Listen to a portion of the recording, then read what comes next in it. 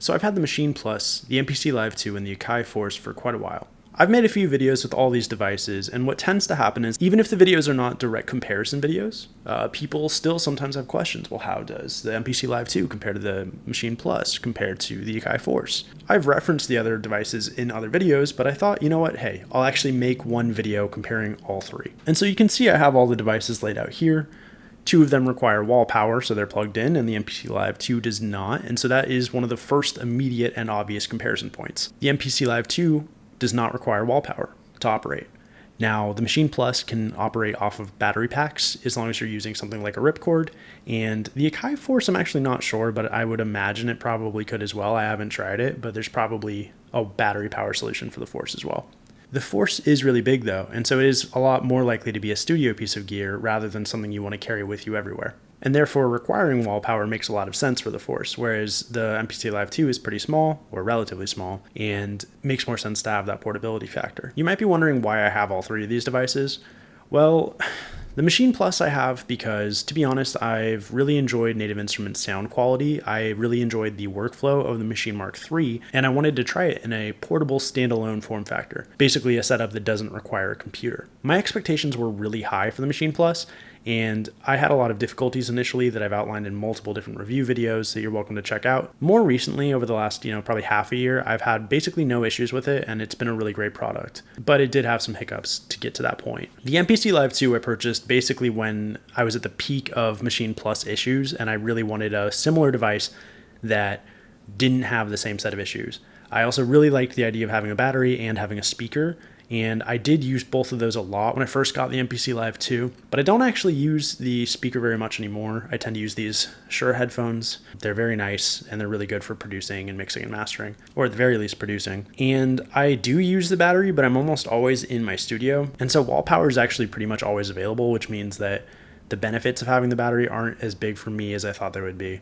But obviously, if you wanted to go take it out, and go perform in a park or go produce at a friend's house or go to another studio that somehow didn't have wall power, or maybe a live setting where you just want to turn the speaker to max and play your beats and not need anything else, obviously that gives a huge advantage to the MPC Live II, with the caveat that you could plug in a speaker and an external battery, at least to the Maschine Plus and very likely to the Akai Force. So as I've been using these devices, I think one of the most obvious things to me that stands out is that I really like the form factor of the Maschine Plus more than the other 2. To me, the build quality and the actual size and shape of the device is my favorite of all 3. The Akai Force has a really interesting Ableton-inspired layout for their pads up in the front, and obviously Akai worked with Ableton to make the first Ableton push, and so, they were a partner in that. They helped develop this kind of form factor. But something that's a little tricky, and even the Force fans in my review video have noted that they do wish there was a flip-up screen, and some people even mod flip-up screens, because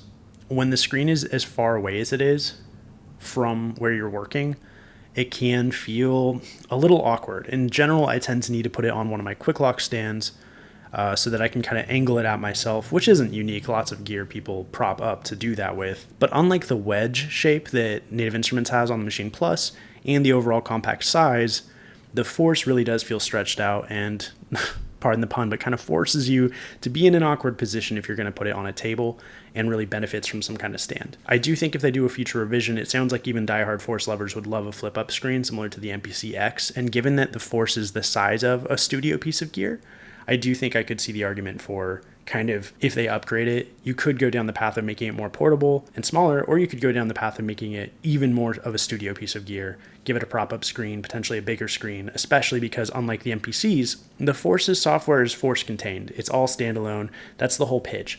And so you're not going to necessarily take it to a computer and then expand your work the way you can with the MPC Live II and the Maschine Plus. The Maschine Plus and the MPC Live II have corresponding software that lets you essentially take your files, at least from standalone, to the computer. And if you're willing to do some audio rendering and mix down stuff, you can then take your projects from the computer back to standalone. But the key with that is that any plugins that are not available in standalone, such as third-party plugins on both platforms, or some Native Instruments plugins on the Plus that are not available in standalone, but are available in the software, if you're using those, you're going to want to render your audio out into either audio samples or clips, because if you try to open the files and it tries to reference plugins it doesn't have access to, they're just not going to work. With the Force, There isn't a corresponding piece of software. However, there is a fairly tight integration with Ableton. And so if you are a heavy Ableton user, which is the reason I bought the Force, I wanted to take my Ableton files into Standalone so that I could perform them live and not need a computer. I had heard from some friends that they were having issues even with like the really solid M1 MacBooks doing live performance stuff with Ableton, and it kind of scared me away. To be honest, the difficulty and the convoluted nature of trying to get files over to the Force has kind of made me think I'd be better off just optimizing files in a similar way but keeping them in Ableton and using a laptop than I would using the Force for this. This is because of a few reasons, but the biggest one I've encountered is that even when trying to optimize my files, I tend to hear pops and clicks at the beginning of a loop, of an audio loop. There's a little bit of a pop, and you can actually hear this in the tutorial I made trying to show people how to not do this. People pointed out, and I noticed it at the end, that after everything I'd done in that tutorial, you could still hear the pops when the audio looped, and that puts it at a pretty big disadvantage for the reason I got the Force. But that said, Ableton export into the Force is not the main sales pitch of that device, and it's not why most people would buy it. Of these devices, it is probably the most comprehensively designed for performance and production in a single standalone unit. The big disadvantage it has right now in August of 2022 is that it doesn't have access to the new plugin bundle that Akai released. Now that bundle is overpriced. I think the whole community agrees, and we would love to see it come down from like 500 to more like 150, 200, maybe even 100. Obviously not everyone's going to go out and buy the $500 bundle for the MPC Live II, but if you did, you would have access to Fabric XL, which is pretty great, and OPX4 or OPX4, operator times 4. It's a FM synth. The OPX4 especially is a really cool plugin, and it would be awesome to see it on the Akai Force because personally, until that plugin bundle came out, I really felt like the Maschine Plus had a huge advantage when it came to the software sounds available in standalone versus both the Force and the MPC Live II. Now that that plugin bundle exists, if you're willing to fork out for it, or if you buy something like the MPC keys, which includes it, I do think there's a little bit more parity, and then the advantages of both platforms start to become more apparent. So for example, on the Akai devices, every plugin feels really designed for this piece of hardware from the ground up. So there's pros and cons of that. The pro is that they're very flexible and very malleable. Even though the Hype Synth kind of feels like it's just loading up various audio files that you're tweaking, there is a lot of parameter adjustment available, and it's very touch friendly, and it works really well with the Q-Link knobs, and especially really well with the knobs on the Akai Force because you have 8 of them, and they show little screens that have different parameters on them. And so actually creating and adjusting sounds on the fly, along with combining effects and the limitations of effects. There's 4 effects per instrument on the Akai platforms. Although it feels like a frustrating limitation, it speaks to how they built the software up to take advantage of the hardware it's on. And that means that you're really less likely to hit big walls with Akai as quickly as you will on the Maschine Plus. And the reason that happens is that the Maschine Plus is really taking a desktop/laptop computer experience and trying to make it standalone. So it's taking plugins that were designed to be on a computer and trying to run them on essentially a small tablet-style computer, a netbook-style processor inside of the traditional Maschine Mark III shape. This has huge benefits, and it has some cons. So in my opinion, the sound quality of what you're going to get out of the plugins in the Maschine Plus is just leaps and bounds above basically everything that comes with the Akai Force and the MPC Live II. Even though those two devices have been updated to have more and more plugins, I don't think they're as good as Massive, FM8, Monarch, Reactor, and Prism, for example. I just think you're going to get a lot of better sounds out of Massive. I think FM8 is such an amazing workhorse synth. It takes very little CPU, and you can stack a bunch of them. It's super tweakable. It's not very great for sound design, and like I was saying, the Akai groove boxes, their synths are designed for standalone, and the Maschine was designed to work with a computer. And so there's this assumption, I think, across all of these UIs when you're using the Maschine that you also have a laptop or a desktop, which you don't have in standalone. Because of that, everyone has basically noted it is a lot harder to create sounds from scratch unless you're using something like Polysynth, which was released after the Maschine Plus came out and is designed more for creating sounds on the fly. If you're using Massive or FM8, those two especially really struggle with actual sound design. You can't really just like load up an init and make something as good as you could on a computer. I'm very hopeful that down the line, Native Instruments will update the UI so that you can start creating things from scratch using these amazing workhorse synths. People will say stuff like, well, FM8 and Massive are super old or whatever. But to me, the DX7 is super old. Like, people are spending hundreds and thousands of dollars trying to get the sound of super old synths because they sound great. And I'm not saying that Massive and FM8 are necessarily the same and as iconic as a DX7 or a Juno 106 or Jupiter 8, but I will say that they sound so good and so much better than the competition that I don't think you should be like, oh, well, it's a super old plugin and therefore it's bad.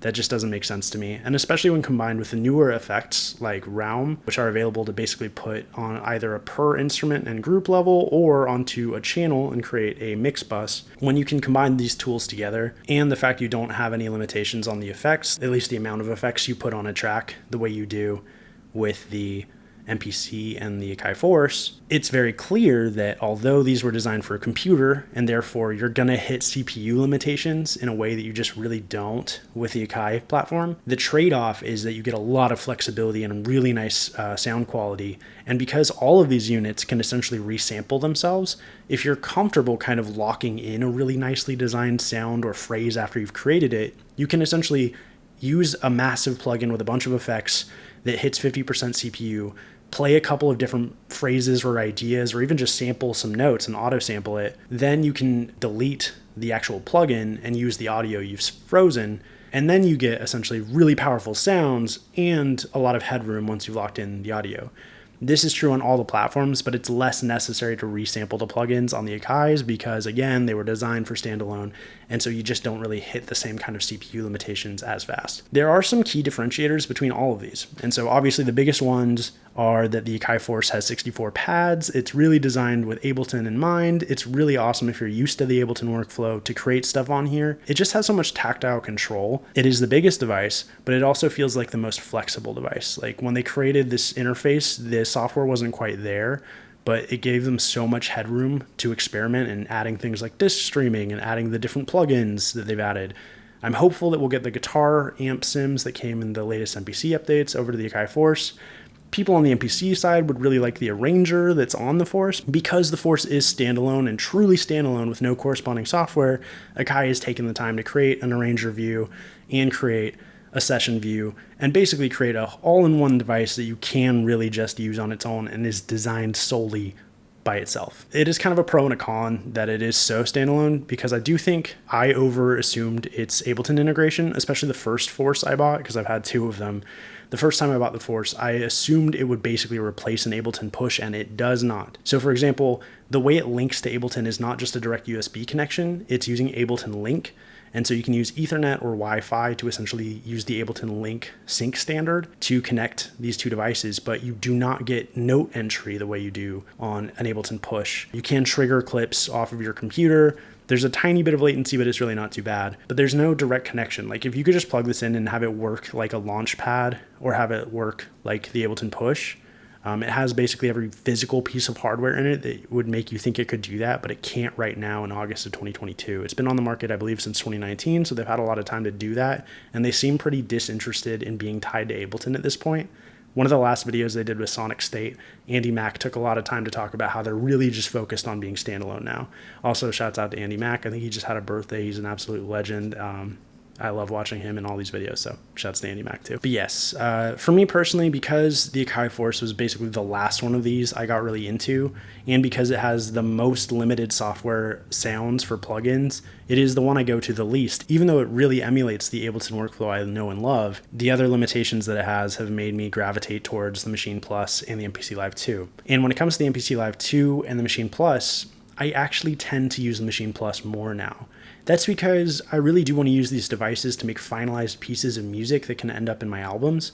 And when it comes to the sound quality I get out of the box with no additional plugins purchased, the Maschine Plus just sounds better. The stuff I make with it ends up sounding better, and I don't have to do as much tweaking, and I don't have to go get new key groups or auto sample other plugins the way I do with the MPC.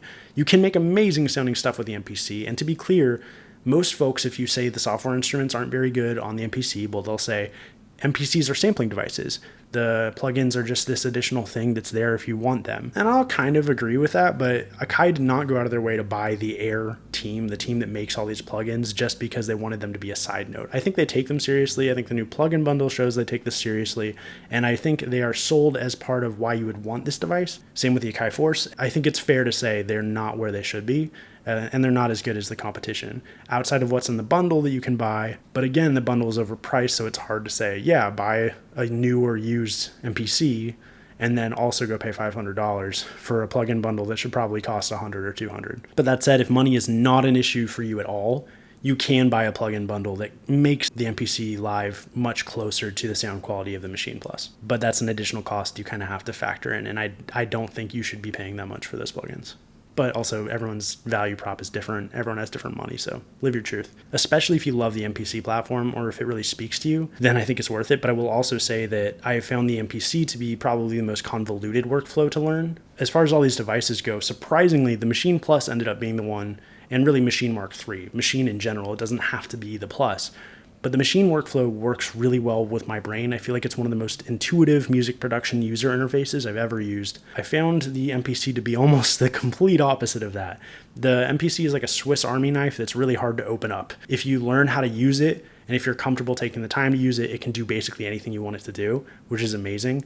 But out of the box, I feel like the experience of building out tracks, building out songs and ideas, and then recording them or moving them over into the song view on the Maschine Plus is just such a good organic workflow. It feels like it takes the best of Ableton and then adds the best of Native Instruments. And for me, that is, huge. Oh yeah, I should also say that I paid for all of these devices myself. Like I said, I bought the Maschine Plus at $1,400 MSRP. You can get it much cheaper used now, and I would probably recommend that. Although I think I've seen the MSRP get lower too.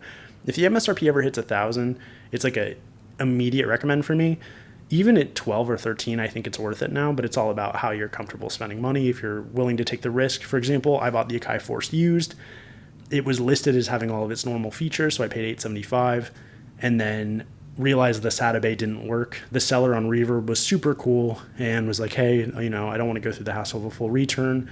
Are you cool with a partial refund? And we negotiated it to essentially $725. That's the kind of thing you don't have to deal with if you buy something brand new, or at least you're less likely to. Another big thing to note is that almost all these devices you want to use some form of external storage with. The MPC and the Force, at least hypothetically, the Force has a SATA bay. That's really cool because you can throw in huge SSD drives. I have a 500 gig in the MPC Live II, and I wanted to put that drive in here, but I couldn't. But I do have a 256 gig SD card in the Force, which allows for disk streaming, which is awesome. The Maschine Plus ships with a pretty bad micro SD inside of an SD adapter. And anytime you complain about any feature of the Maschine Plus, people will immediately comment, you should get a better SD card. It's just the SD card, bro. And they're not entirely wrong. Upgrading to a newer SD card with more storage gave me the ability to install a lot more expansions. And it did fix some of the loading times and preview times for different plugins. It didn't solve all my issues immediately, but the software updates plus that really did seem to do a lot. But it's worth noting that basically all of these devices, you're going to want to buy some additional type of storage, either an SD card for all of them or a SATA drive for the Akai devices. Even the Maschine Plus, despite it shipping with a micro SD card, you're still going to want to buy a new SD card. I really do implore Native Instruments. They're really cool folks over there. They've been really receptive to my feedback. So I would say if you're ever doing an upgrade on this or even just a new SKU for this, I would really recommend just throwing in a really nice, rock-solid, full-size SD card with probably 128 gigs of storage, especially given how big some of the Maschine expansions are. That'd be really cool. Because yeah, as it stands, basically all these devices, you want to buy more storage. Some of them have built-in storage, so the Akai devices do, but it is really kind of a headache trying to access that storage, especially if you want to use controller mode with the MPC Live II. It's just so much better having an SD card or a SATA drive because of how that information is accessed and what you can use and what you cannot use. For example, if you make a song or a key group in the software in MPC, and you want to just bring it over, you can just copy and paste it over to the external storage, but you can't do the same. It's not as easy to do the same, I believe, with the internal. And also there's all kinds of if you mess with the internal too much, it can mess with the whole operating system. I don't know. It's a whole thing that all can be kind of a headache. So I just recommend using external storage, with all these external being devices you can plug in, like SD cards, not necessarily USB drives, which you can also use, but I think is probably the least convenient way to expand your storage. So yeah, overall, I think it's really hard to go wrong here. I don't have an MPC 1 here, but I've heard so many people I trust just sing from the mountaintop of how good the MPC 1 is. If you can get a $500 or $600 MPC 1 and you just want to get started with DAWless gear, but you want the power of like a DAW in a box, which these all basically are, I would say maybe try out a used MPC One. When I got this live, the MPC Ones were all kind of out of inventory. You know, it was a lot of people were buying stuff. It was before kind of the potential recession kind of issue we're in now.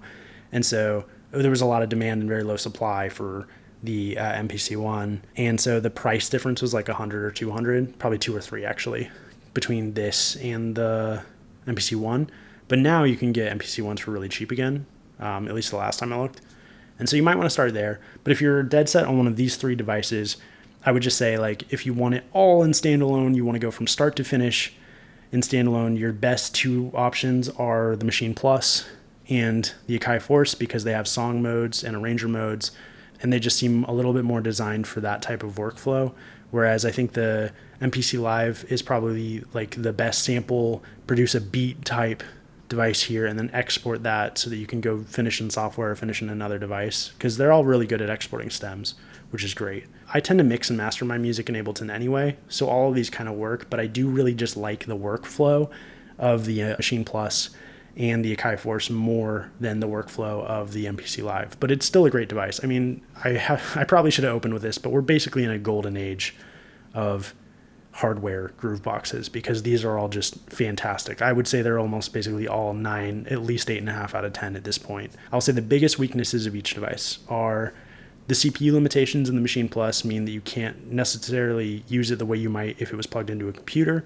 It also doesn't have access to all the plugins it has when it's in the computer, but none of these do. The MPC Live is just a pretty convoluted user interface to learn if you haven't learned it before, and its best sounds require a $500 bundle, which is frustrating.